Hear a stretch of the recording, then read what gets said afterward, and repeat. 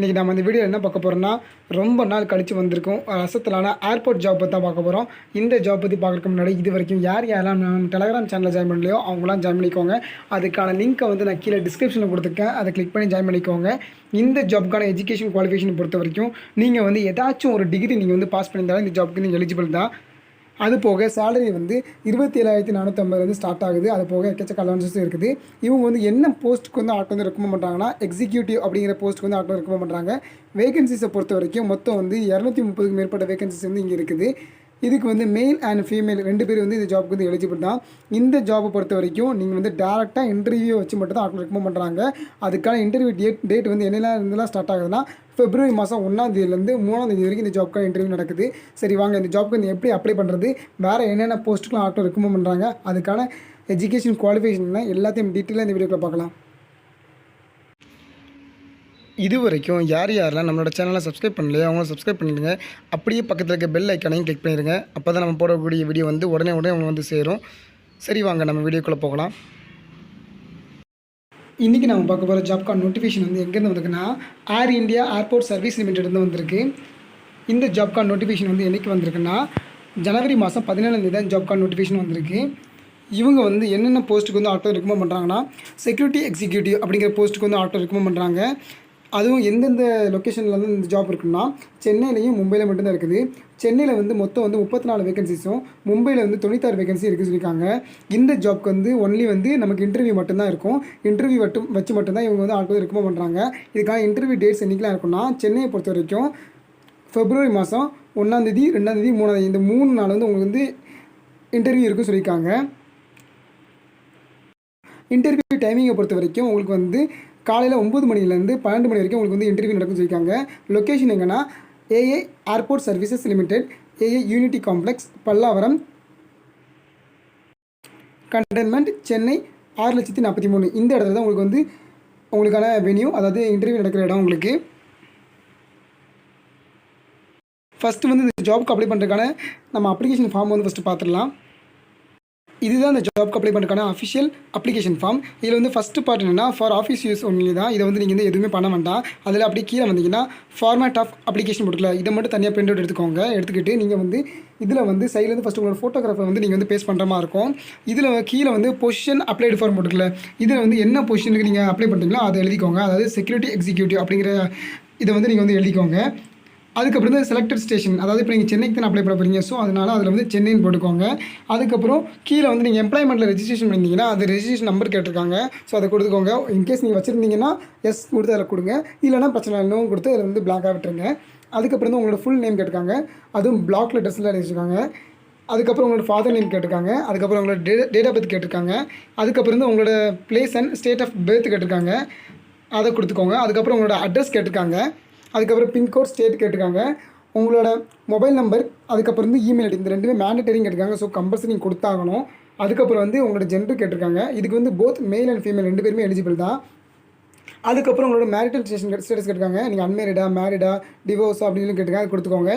அதுக்கப்புறம் நீங்கள் வந்து என்ன நேஷ்னாலிட்டி சேர்ந்தவங்க அப்படி சொல்லி கேட்டிருக்காங்க. அதுக்கப்புறம் என்ன ரிலிஜியன், மதர் டங் என்ன, பேன் கார்டு நம்பர் என்ன, ஆதார் கார்டு என்ன, அதுக்கப்புறம் வந்து கேஷ் டீட்டெயில்ஸ் கேட்டிருக்காங்க. இதெல்லாம் நீங்கள் இந்த மாதிரி உங்களோட பேசிக்கான டீட்டெயில்ஸும் கேட்டிருக்காங்க. அதெல்லாம் ஃபில் பண்ணிக்கோங்க. ஃபில் பண்ணிவிட்டு அப்படி கீழே வந்தீங்கன்னா உங்களோட எஜுகேஷன் குவாலிஃபிகேஷன் கேட்டிருக்காங்க. ஸோ நீங்கள் அதை வந்து என்னென்ன முடிச்சிருக்கீங்களோ, அது எந்த யூனிவர்சிட்டிலையோ என்ன இன்ஸ்டியூட்டோ அதை நேம் கேட்டிருக்காங்க. அதுக்கப்புறம் வந்து எப்போ முடிச்சிருக்கீங்க அந்த வருஷம் கேட்டிருக்காங்க. எத்தனை வருஷம் டியூரேஷன் அப்படின்னு கேட்டிருக்காங்க. இப்போ காலேஜ்னா 3 இயர்ஸ் டியூரேஷன் இந்த மாதிரி போட்டுக்கோங்க. அதுக்கப்புறம் வந்து நீங்கள் அதில் வந்து எவ்வளோ பெர்சன்டேஜ் மார்க் எடுத்தீங்களோ அந்த பெர்சன்டேஜ் மார்க் கொடுத்துக்கோங்க. அதெல்லாம் ஃபுல்லாக ஃபில் பண்ணிக்கோங்க. இதில் நீங்கள் எதெல்லாம் முடிச்சிங்களோ அது மட்டும் நீங்கள் வந்து ஃபில் பண்ணிக்கோங்க. அதுக்கப்புறம் வந்து உங்களுக்கு வந்து என்னென்ன லாங்குவேஜில் வந்து உங்களுக்கு ஃப்ளூயன்சி இருக்குது அப்படிங்கிறது இங்கே வந்து கொடுத்துக்கலாம். அதுக்கப்புறம் உங்களுக்கு ஏதாச்சும் ஒர்க் எக்ஸ்பீரியன்ஸ் இருந்துச்சுன்னா அதையும் நீங்கள் வந்து ஆட் பண்ணிக்கலாம். இருந்துச்சுன்னா கொடுங்க, இல்லைன்னா பிரச்சனை இல்லை. அதுக்கப்புறம் நீங்கள் ஏதாச்சும் சர்டிஃபிகேஷன் கோர்ஸ் முடிச்சிருந்தீங்கன்னா அதுக்கான இதையும் இது பண்ணிக்கலாம். அதுக்கப்புறம் உங்கள்கிட்ட வந்து என்சிசி சர்டிஃபிகேட் இருந்துச்சுன்னா அதை பற்றின டீட்டெயில்ஸ் நீங்கள் கொடுக்குற மாதிரி இருக்கும். இன்கேஸ் உங்களுக்கு இருந்துச்சுன்னா இந்த மாதிரி பேசிக்கான டீட்டெயில்ஸ்லாம் இருக்கும். எல்லாமே நீங்கள் வந்து ஃபுல்லாக ஃபில் பண்ணிக்கோங்க. அதுக்கப்புறம் கீழே வந்தீங்கன்னா நீங்கள் வந்து என்னென்ன சர்டிஃபிகேட்ஸ்லாம் இது கூட அட்டாச் பண்ணணும். இந்த அப்ளிகேஷன் ஃபார்ம் கூட நீங்கள் இன்டர்வியூக்கு போகும்போது என்னென்ன சர்டிஃபிகேட்ஸோட ஜெராக்ஸில் நீங்கள் வந்து வச்சுக்கணுங்கிறத ஃபுல்லாக கொடுத்துருக்காங்க.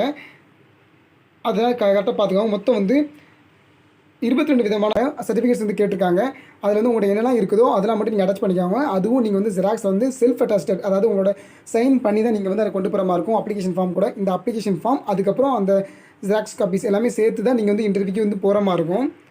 சரி வாங்க, இதுக்கான எஜுகேஷன் குவாலிஃபிகேஷன் எல்லாத்தையும் டீட்டெயிலாக பார்க்கலாம். இந்த ஜாப்க்கான எஜுகேஷன் குவாலிஃபிகேஷனை பொறுத்த வரைக்கும் கேண்டிடேட் வந்து எனி டிகிரி, அதாவது நீங்கள் வந்து எனி ஸ்ட்ரீமில் வந்து நீங்கள் வந்து டிகிரி முடிச்சதுனால இதுக்கு வந்து நீங்கள் எலிஜிபிள்னு சொல்லியிருக்காங்க. அதுக்கப்புறம் வந்து உங்களுக்கு இதுக்கான சேலரியை பொறுத்த வரைக்கும் 27,450 வரைக்கும் கொடுக்க வச்சுருக்காங்க. அது போக உங்களுக்கு வந்து ஏஜ் லிமிட் வந்து மேக்ஸிமம் ஏஜ் லிமிட் வந்து 28 வயசுக்குள்ள இருக்கவங்க இந்த ஜாப்க்கு வந்து நம்ம அப்ளை பண்ணிக்கலாம் வச்சுருக்காங்க.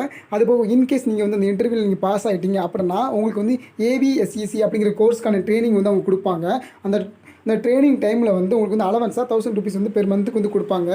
நீங்கள் வந்து அந்த அந்த அந்த கோர்ஸ் நீங்கள் வந்து படித்து அதுக்கான எக்ஸாம் எழுதி நீங்கள் பாஸ் ஆனால் மட்டும்தான் நீங்கள் வந்து இந்த ஜாப்க்குள்ளே ஜாயின் பண்ண முடியும். அதுக்கப்புறம் தான் உங்களுக்கு வந்து 27,450 ருபீஸ் வந்து உங்களுக்கு வந்து மந்த்லி இன்கம் உங்களுக்கு அதுக்கப்புறம் தான் கொடுப்பாங்க. இந்த ட்ரைனிங்கில் வந்து நீங்கள் பாஸ் பண்ணுறதுக்கு வந்து உங்களுக்கு வந்து 3 அட்டம்ஸ் வந்து கொடுப்பாங்க. அந்த 3 அட்டம்ஸில் நீங்கள் பாஸ் பண்ணி தான் ஆகணும். அப்படின்னா மட்டும் தான் நீங்கள் வந்து உள்ளே எலிஜிபிள் ஆவீங்க. இந்த ஜாபை பொறுத்த வரைக்கும் நீங்கள் வந்து மேல் அண்ட் ஃபீமேல் 2 பேருமே இந்த ஜாப்க்கு வந்து எலிஜிபிள் தான். இந்த ஜாப் வந்து சென்னை, அதுக்கப்புறம் வந்து மும்பை ஏர்போர்ட், அதாவது இன்டர்நேஷனல் கார்கோ வேர் ஹவுஸில் தான் உங்களுக்கு வந்து ஜாப் இருக்க மாதிரி இருக்கும். இந்த ஜாப்பை பொறுத்த வரைக்கும் இது வந்து ஒரு 3 வருஷம் பாண்ட் ஜாபாக இருக்கும். அந்த 3 வருஷம் நீங்கள் வந்து கம்பல்சரி வந்து இதில் ஒர்க் பண்ணுற மாதிரி தான் இருக்கும். இந்த ஜாப்க்கான செலெக்ஷன் ப்ராசஸை பொறுத்த வரைக்கும் ஃபஸ்ட்டு சொன்ன மாதிரி வந்து உங்களுக்கு வந்து இன்டர்வியூ மட்டும்தான் இருக்கும். அதுக்கப்புறம் வந்து உங்களுக்கு வந்து ஃபிசிக்கல் என்டியூரன்ஸ் டெஸ்ட்டும், அதுக்கப்புறம் வந்து உங்களுக்கு வந்து உங்களுக்கு வந்து இங்கிலீஷ் ப்ரொஃபிஷியன்சி டெஸ்ட்டும் உங்களுக்கு இருக்கும். இந்த 2 மட்டும் இருக்கும் கண்டிப்பாக உங்களுக்கு. அதே மாதிரி அவங்க வந்து கண்டிப்பாக சொல்லியிருக்காங்க கேண்டிடேட்ஸ் வந்து வரும்போது இப்போ வந்து ஃபிசிக்கல் டெஸ்ட்னால் உங்களுக்கு ரன்னிங் அந்த மாதிரிலாம் இருக்கும். ஸோ அதுக்கு ஏற்ற மாதிரி ட்ரெஸ்ஸஸும், அதுக்கப்புறம் ஒரு உங்களுக்கு இங்கிலீஷ் ப்ரொஃபிஷியன்சி டெஸ்ட் இருக்கும்போது அதுக்கு வந்து ஃபார்மலில் தான் போகிற மாதிரி இருக்கும். ஸோ அதுக்கான ட்ரெஸ் வந்து நீங்கள் வந்து எடுத்து வர மாதிரி இருக்கும். ஸோ நீங்கள் வந்து என்னென்ன ட்ரெஸ்ஸஸ் வேணுமோ அதுக்கேற்ற மாதிரி நீங்கள் வந்து நீட்டாக ரெடியாகி போயிருங்க. இந்த ஜாப்க்கு வந்து எப்படி அப்ளை பண்ணணும்னா, இந்த ஜாப்க்கு வந்து நம்ம வந்து அப்ளிகேஷன் ஃபார்ம் வந்து பிரிண்ட் அவுட் எடுத்து அதை வந்து ஃபுல்லாக ஃபில் பண்ணிவிட்டு அதுக்கப்புறம் வந்து அது கூட அவங்க கேட்டிருக்க எல்லா சர்டிஃபிகேட்ஸோட ஜெராக்ஸையும் நம்ம அட்டாச் பண்ணி டேரெக்டாக நம்ம வந்து இன்டர்வியூ நடக்கிற இடத்துக்கு நம்ம டேரெக்டாக கொண்டு போகிற மாதிரி இருக்கும். அங்கே கொண்டு போய் தான் நம்ம கொடுக்குற மாதிரி இருக்கும். இந்த ஜாப்பை பொறுத்த வரைக்கும் அப்ளிகேஷன் ஃபீ பொறுத்த வரைக்கும் மொத்தம் வந்து 500 ரூபாய் கேட்டிருக்காங்க. ஆல் கேண்டிடேட்ஸ்க்கு வந்து 500 ரூபான்னு சொல்லியிருக்காங்க. அதுலேயும் வந்து எக்ஸ் சர்வீஸ் மேன், அதுக்கப்புறம் எஸ்சி அண்ட் எஸ்டி கேண்டிடேட்ஸுக்கு வந்து எந்த ஒரு எக்ஸாம் ஃபீயும் கிடையாது, ஃபுல்லாக ஃப்ரீன்னு சொல்லியிருக்காங்க.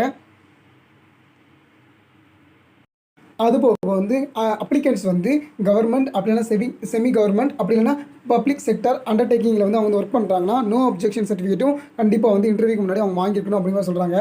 ஏதாச்சும் டவுட்னா கீழே கமெண்ட் செக்ஷனில் கேளுங்க. அது போக நம்மளோட வீடியோ வந்து உங்கள் ஃப்ரெண்ட்ஸ் அண்ட் ஃபேமிலிக்கும் ஷேர் பண்ணுங்கள். தேங்க்யூ.